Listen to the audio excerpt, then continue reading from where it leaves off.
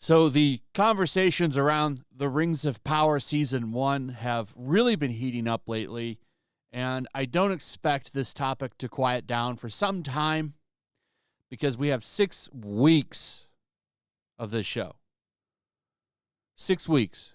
That's quite a bit, quite a lot of time for outlets to talk about it and defend its honor. Everyone wants to jump out and defend the honor of the billion-dollar company, Amazon. It's quite funny to watch people do this. A billion-dollar company, and people put their lives on the line for this shit. It's crazy. It's wild to watch. I mean, I think this speaks for itself right here. Critics and audiences once again divided. And if you don't like this show, you're some kind of istophobe. And they're literally going for Elon Musk now, who weighed in on it. Yesterday on Twitter, he posted a couple of comments on this. And they were pretty funny. They weren't accurate in some ways. In some ways, I agree with him. In some ways, I don't. So Tolkien is turning in his grave. Almost every male character so far is a coward, a jerk, or both. Only Galadriel is brave, smart, and nice. First off, she's not nice. She's not nice. If anything, we have the many faces of Galadriel and her amazing actress, Morford Clark. So much range, so much emotion. And as you can see here, she really puts those acting chops to work.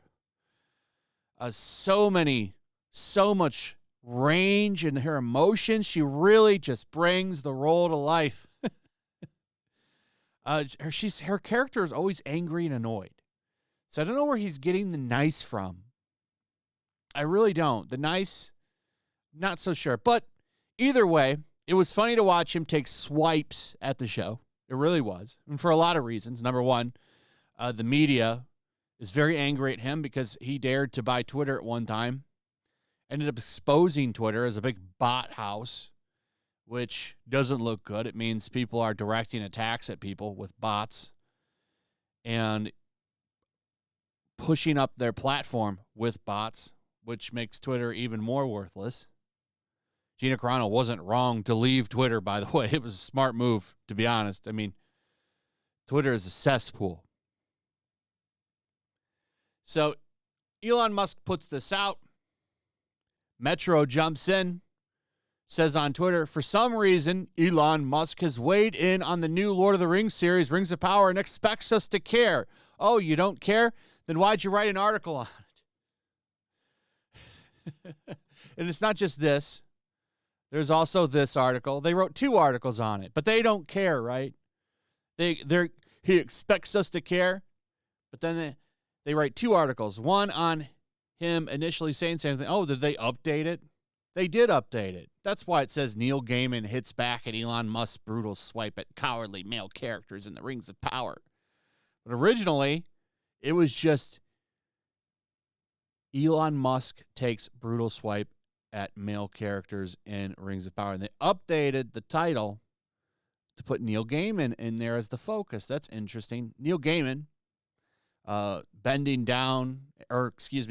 over for Hollywood, letting them stick it good to his Sandman property.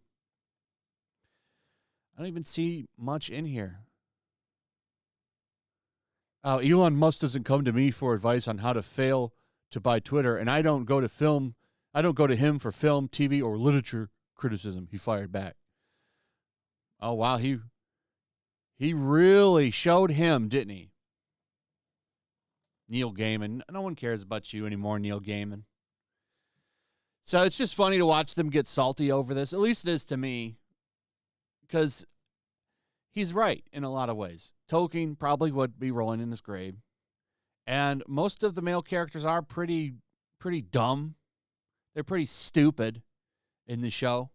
They all need a woman's touch to figure anything out, which is pretty on par for most media. So, I mean, it is what it is. Now, here's an interesting thing that I got tagged in from Valiant Renegade here. We have some Samba TV data, and I don't know what this means. So does this mean that HBO Max and Amazon are lying about their numbers? Because HBO Max said they got 10 million people to watch House of the Dragon, but Samba TV is saying they had 4.8 million people.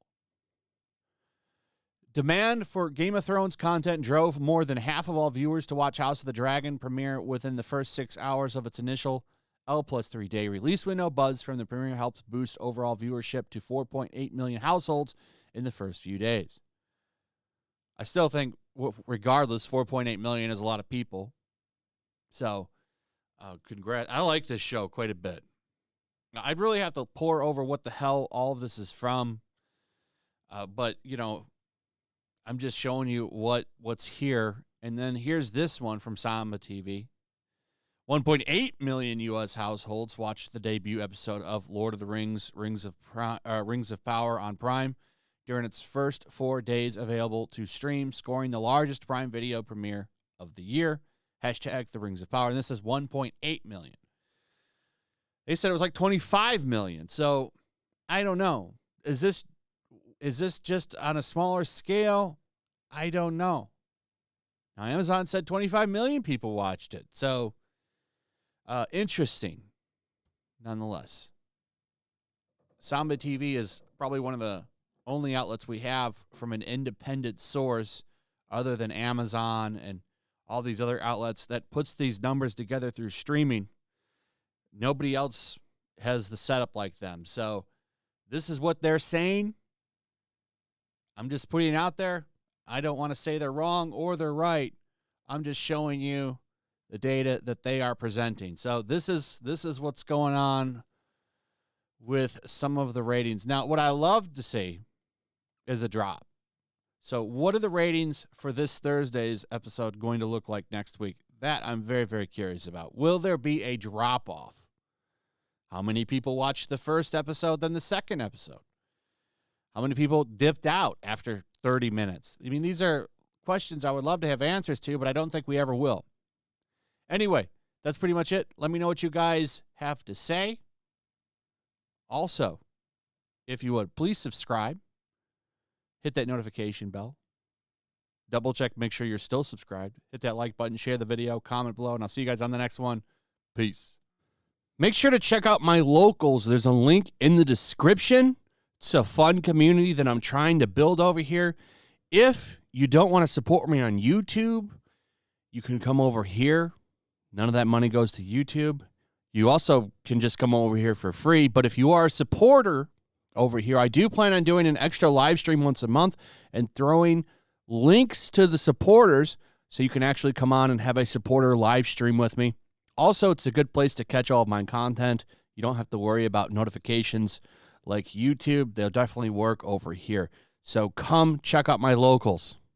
Also, if you want to help support the channel, check out my Teespring store. There's a link in the description. You can find some merchandise in there that you might want to check out. Also, make sure to follow me over on Twitch. I do watch parties, play video games over there. They're always fun. Follow me over there and come hang out. Also, make sure you subscribe to YellowFlash, my other channel. There's a link to that in the description as well. I do a lot of live streams over there that I don't do on this channel. Usually smaller and a little bit more personal. So make sure you follow me over there and sign up.